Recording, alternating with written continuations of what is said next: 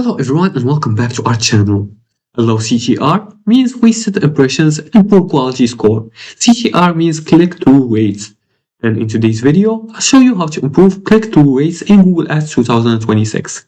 Now before we start, I'll give you a quick guide on how to set up your Google Ads account. To do that, you're just going to go to business.google.com and make sure you're linked to your Google account, to your Google Ads account, then click on Start Now and enter your business information like your business name and your business website, and make sure to fill in other details or information to create your first campaign.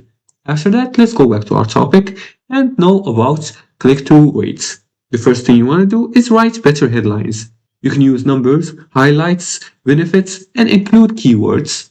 After that, you can use ad extensions, like you can use the keywords right here by clicking on the keyword section and then click on search keywords, and then you can look for the keywords right by yourself, or you can use the ad extensions by going to extensions, ads and extensions, and clicking on them. And then you can add site links, callouts, structured snippets, and images. More assets equals more visibility. Third thing you can do is to match search intents. Informational versus commercial keywords, you can use the right offer for each intent. Also, you can test multiple ads. You can run at least 2 to 3 responsive search ads and let Google optimize combinations.